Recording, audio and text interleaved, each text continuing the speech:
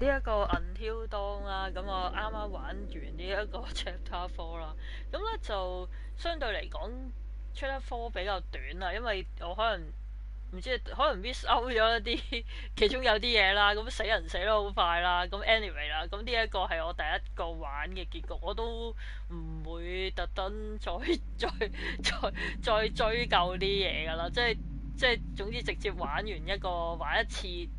第一次感受先啦，咁都幾震撼嘅。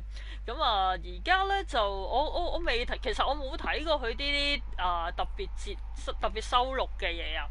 咁我即係未睇佢嗰啲特別收錄嘅嘢啦。咁不如就睇一次啦。橫掂今晚嗰個 Chapter 4咁短，咁我睇下佢呢啲講翻嗰個 game 嗰啲嘢，我都未睇啊。其實咁可以陪我睇一次。I am Hayden PANETTIERE, and we are here at the studio recording Until Dawn. My name is MALEK. 都幾似個 game 裏邊嗰啲角色喎。My name is MEAGHAN. My name is BRITT.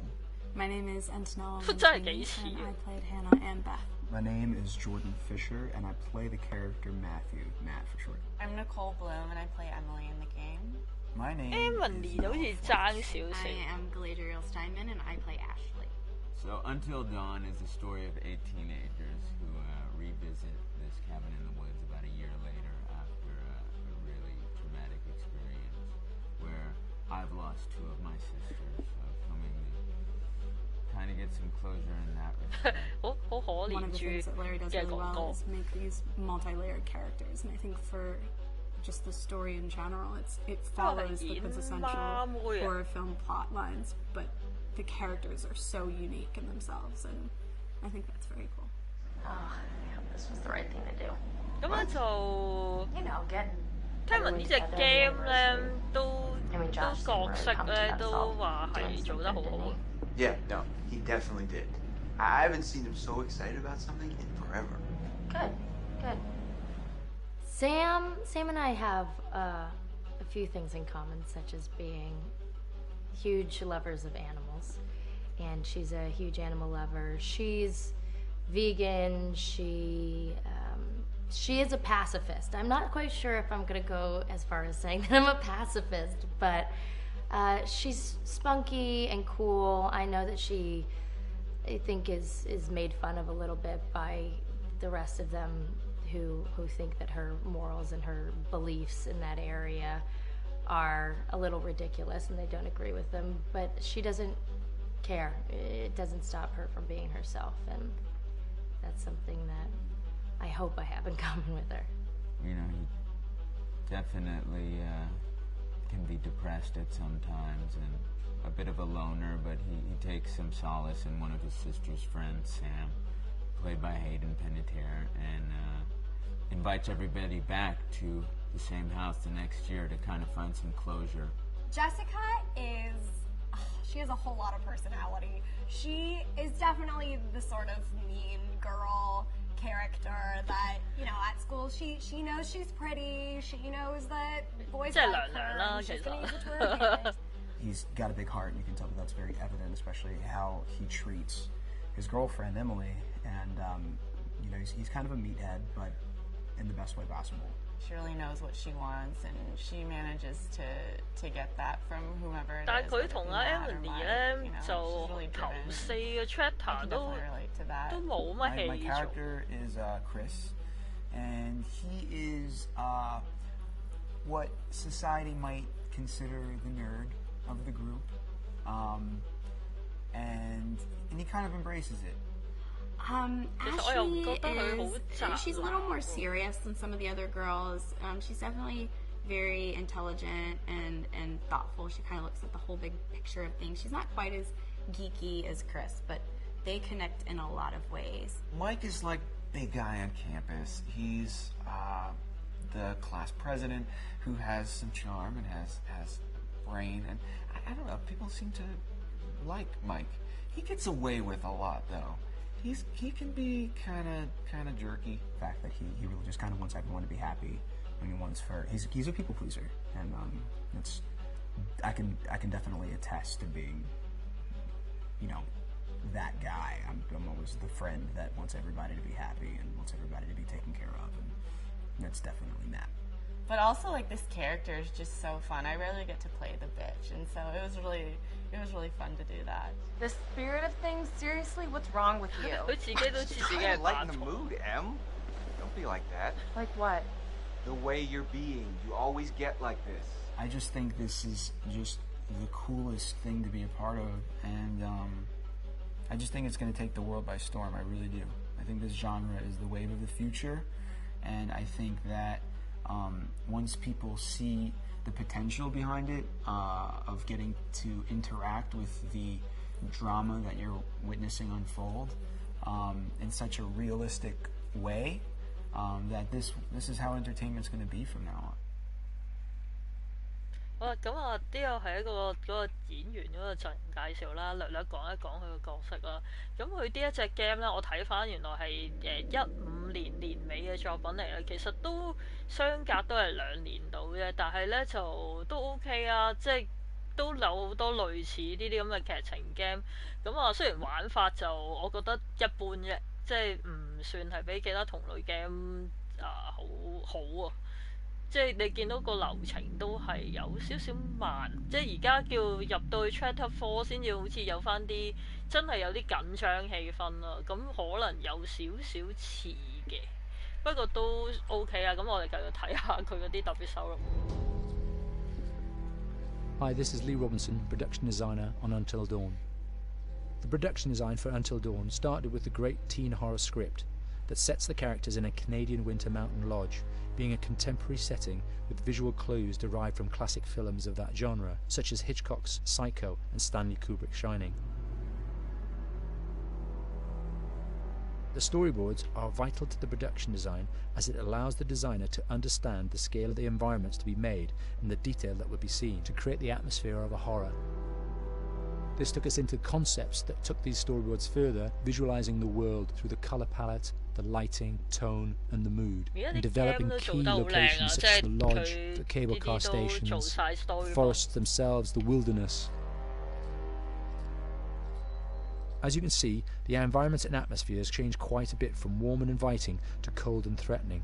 The Millionaire's Mountain Lodge was a key example. It was designed to be made from nearby stone and timber, embedding it into the landscape, with a contrasting and contemporary interior needing to be opulent and extravagant. We created dark and claustrophobic corridors with ominous and large open spaces, almost cathedral-like in size, and with huge structures to silhouette and dwarf the characters within, providing a labyrinth to explore and wander. Each character was developed with a strong visual identity in mind, with contrasting colours, tones and silhouettes to identify them, each to have their own texture, pattern and shape, so that when they were lined up you could always identify them. The costume designs allowed a range of clothes that would suit them for the cold winter weather, but also have an element of style and individualism, so that the audience could look at them and relate, recognizing themselves within them. A lady would like to cuddle up with her man by a nice cozy fire bathed in atmospheric mood lighting. Right.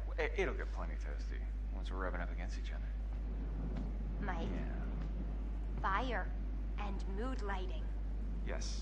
Working with the lighting artists, we really brought the look and feel of the world together, and this required a thorough understanding of the visual language of teen horror. A key scene was where all the characters emerge out of the rear of the lodge chasing Hannah. A contrast is evident straight away from the exterior wilderness to the warmth of the lodge. The attention to character lighting here is through the bounce and rim lighting, accented colours and composition, creating characters that come from the dark into the light and back again with an emotional effect. Guys, there's someone outside. What the hell? Hannah! What's going on? Where's my sister going? It's fine. She just can't take a joke. It was just a prank, Han.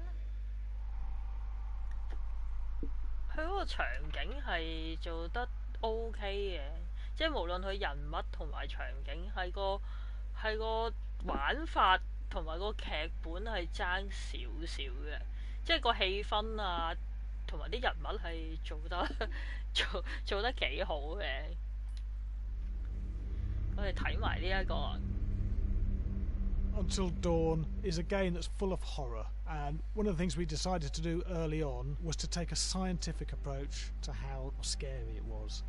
So we did experiments on people and we measured their responses to the game. We've created a test area. It's as close to a home setup as we can get it. We've recruited ordinary people to play the game and we've left them to play it on their own. You're turning the light off.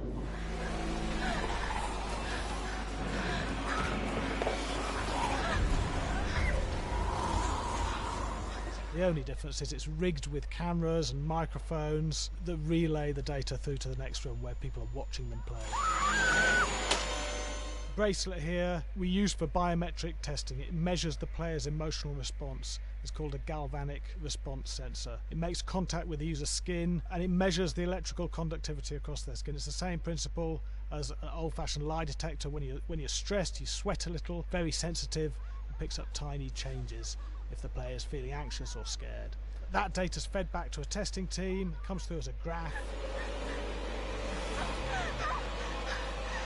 佢抌咗個 Hannah。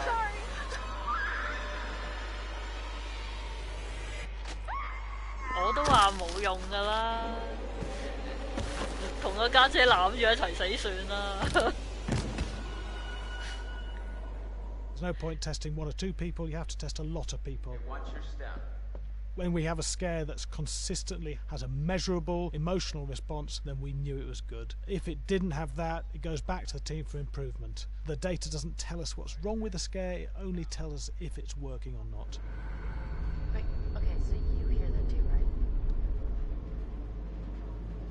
Josh. Here we have a chapter relatively early in the game. Weirdly regular. Nothing regular about it. We have to create tension and anxiety in the player so they are ready to receive the scare. 啲樣好緊張，衰到爆！你睇玩到驚喎。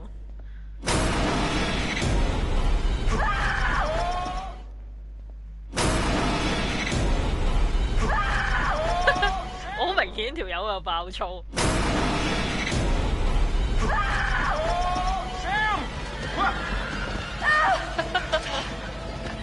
Have to give the player time to recover, to cool down, to calm down, and then start building the tension again before we do the next scare. Hey. What? Hey. What the hell? Boom. You just got mugged.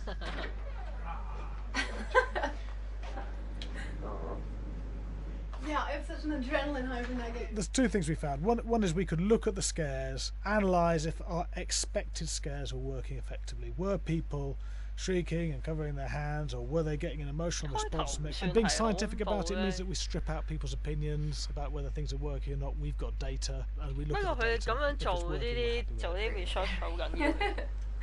Scared. 做隻 game 真係好難。I actually maybe a bit scared to play it on my own, but 即係好用心啦，玩啲即係做啲家庭遊戲。要做好多 research 啊，做好多嘢。